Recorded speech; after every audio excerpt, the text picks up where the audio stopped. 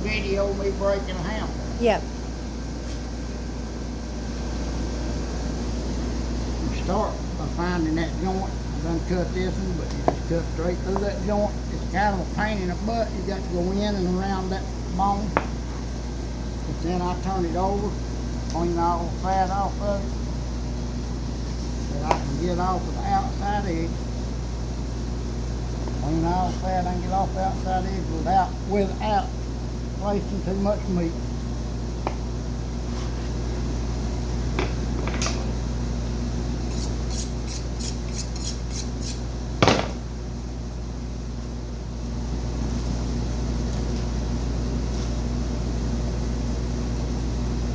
You don't want to waste a lot of meat, you just won't get the fat off of it. What was the part? What part is this? This is a back ham. A back Back leg. back leg. Yep. We okay with The ham. rest of the fat off Yeah. You just very easily cut that right there. I do. I pull that seam out right here just very easily. I don't cut it deep at all, but I don't cut my muscles. Be cutting into my steak. I don't cut my muscles. I just want to get that fat seam out there and get me a place to start. Peel that off, just like that. Sometimes you can get a hold of this and peel this top layer off.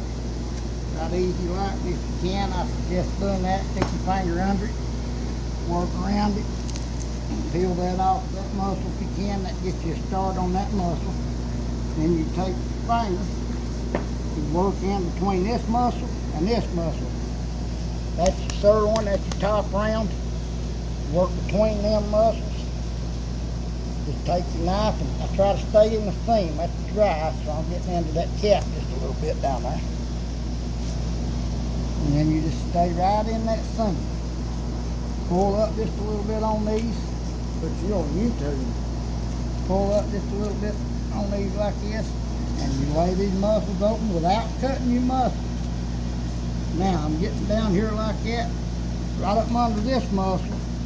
The eye around, this muscle here runs out that way, and that eye around lays right up under it. So you gotta be careful not to cut your eye around right there. What I do, I just lay it down just like that. And then I reach under here and I pick up on these arteries, these ligaments, and I peel that out. And I cut that out just like that, get rid of that. Take my time and go right up under there. See how that muscle was laid up under there? So I peel that eye round off. Got my eye round, no, that's my top round and my eye round. Then I reach right here and open this knuckle up on both sides. This is a knuckle. I open it up and I just cut right here, peel that knuckle off. Trim all the fat I can get off that. Try to get it cleaned up. We don't want no fat, no more fat in it we have to have. At this point I take my time and I peel this cap off the top of this sirloin. Peel that cap off. It's got a lot of that white slimy tissues on it you got to deal with all the way up to the side right now. I get it peeled off and out of my way. Then I take on this bottom round, I stick my knife right in that seam. I'm touching that bone with my knife. I just barely touch it. Then I pull it apart and I can see that seam down in there? Mm-hmm. I want to stay right in that seam to break this bottom round loose. I just use the tip of your knife. You don't have to use the whole knife, and you just stay right in that seam. And then you have to kind of turn under that bone. Then on this muscle, that right there is your bottom round. We'll get all the fat and junk off of that and get rid of it. This one. Yep, that's your bottom round. It's got a cap on it you'll have to take off here in a minute. I'll show you how to do that. But then on this muscle, I turn it up. That knuckle comes out right here, so I start right there, cut there, and then I just use the tip of my knife, staying right against the bone, come down that way, then I come to this knuckle, and I roll all the way around that bone, touching that bone, and I do the same thing with the tip of my knife. Come back here and roll right back to that muscle, cut it just like that right there, and just take the tip of my knife, and just barely touch the tip of my knife till I get that a whole foot, and then I hold the bone. That muscle comes off of it, you got an empty bone. And then you got to peel this around here, you've got to peel this top cap off top of this bottom round. Just peel this top cap, take your time, stay in the seam, all the time staying in the seam. We ain't cutting no muscles, we're staying in the seam. Oh, sorry. Staying in the seam, trying to. Barely touch that one. Dry what it is, what's been aging, don't come loose. We'll cut all this dadgum stuff here up. Get all the fat off of it we can get off of it. Now, I'll trim this muscle up here, this top cap. I'll trim all this white fat off of it. Get it trimmed up halfway decent. Throw that in the grind pile. Man said he wanted a ham roast. I'm going to leave this whole top round, or bottom round, for a ham roast. I'm going to leave it for him for a ham roast. This is the eye round. We just take our time, peel a little of that fat out. You take your finger and stick down in there and start working that apart so you know where you're at if you want to. Gets a little tricky on this one because they grow so close together, but you just ease right between them. On a deer, it don't really matter all that much. There ain't that much of them. And just peel your fat off. Get your fat off out of your way. And that's ready to cut in steaks if that's what you want. Get your fat off out of your way. Now you've got to peel this. That's a real tough membrane right there. You got to take it right down and I peel it just like this right here. And I turn my knife to it and let my knife rub right under the hide. I ain't taking much meat at all, just that old tough membrane.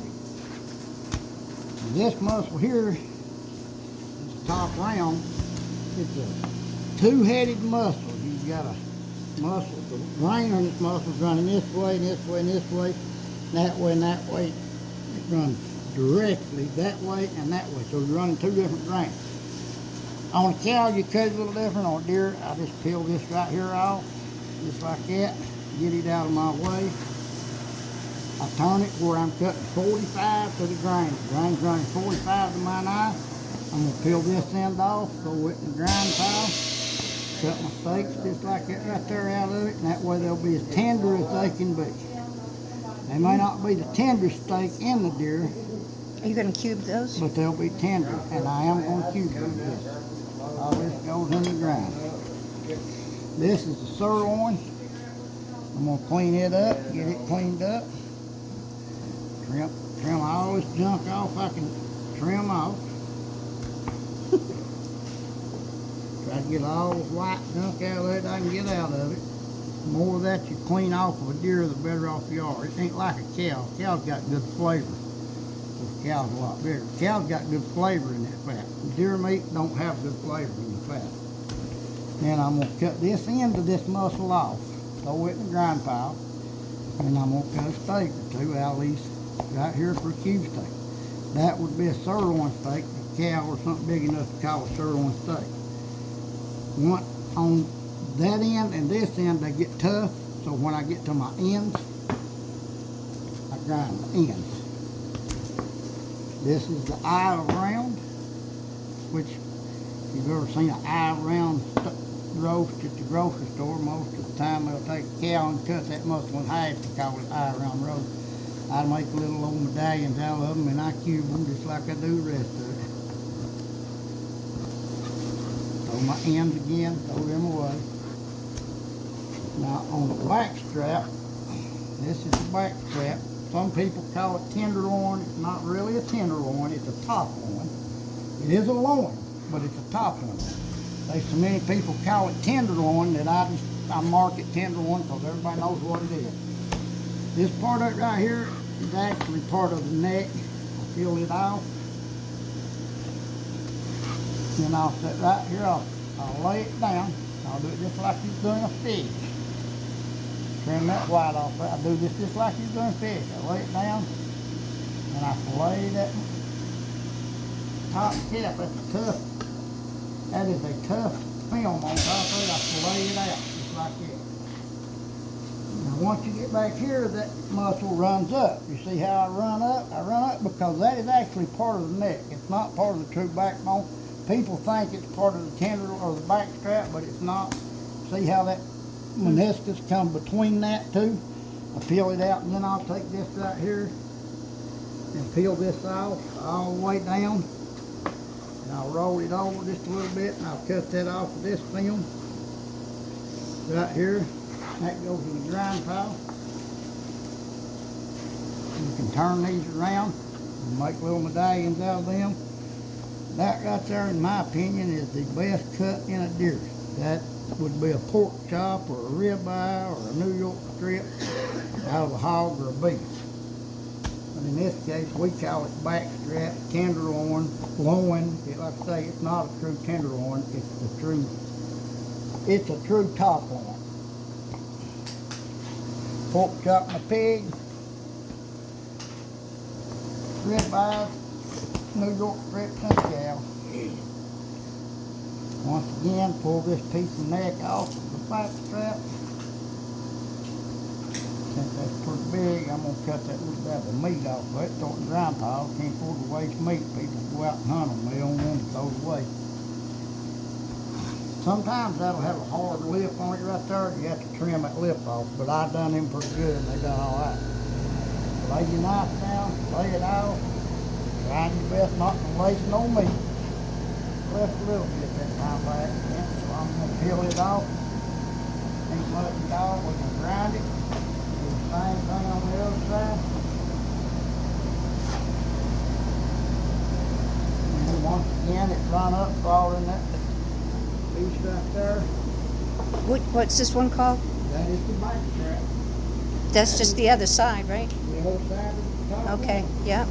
There's two sides, one on each side of the rib cage for the backbone.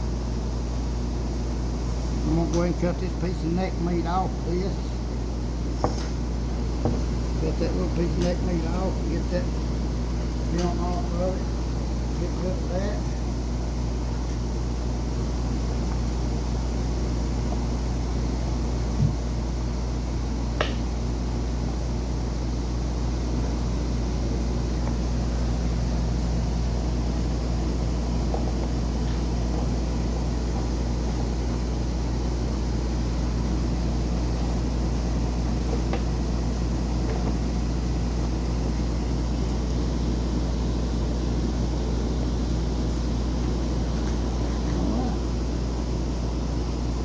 And now you've seen everything done. This right here is a true tender. This right here, we market tenderloin. It is not a true tenderloin. It's a top loin, but we do market tenderloin.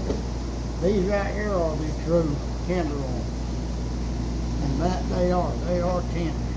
Clean all the fat off it. Get all this fat off of it.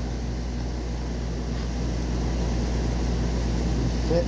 I like to cut it in little pieces. Most people like to fry it. So I just cut it in little pieces. That way it can be rolled and fried as long as it's good and cleaned up. That's the main thing. But this is the true tenderloin right here. You go grocery store and buy them out like a hog, out of a hog. Same way, and you just cut them things up, fry them just like that, and they're absolutely delicious. Tender as your eye. Ready to go. That's a true tenderloin. This was that piece of damn top cap. It is a pain in the hind end. It's full of crap. Full of dirt, full of white fat. You just have to take the time, work around it, cut all this old white fat out of it. I like to get all that old white fat I can get out of it. I don't like it. White fat deer meat because it gives it a bad taste. Nothing particularly special about this. It's just a cap off the top of that muscle. And I peel it real good. If it's got any of this old white junk on it, I peel it off too. Pull it down and cut it right off. You tell you what, yeah, they get cubed. Don't get your back scratched. Oh, it's right. It gets cute too, I think, if you don't want to mix it. Right. Then this right here is ready to grind. Got there, good to go.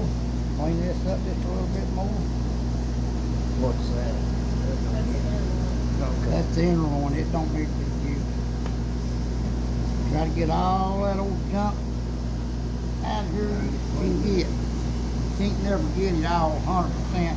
The more you get, the better off the animal tastes. Depending on what they're doing with it, for just making hamburger out of it, you want to eat it as burger and soup, chilies. Maybe you can make a burger out of it. Sometimes you want to use a little cleaner than you have to. The more you clean it, you get it. Now that, and you just do the same thing on this one we done on the last one. Clean it up. Okay?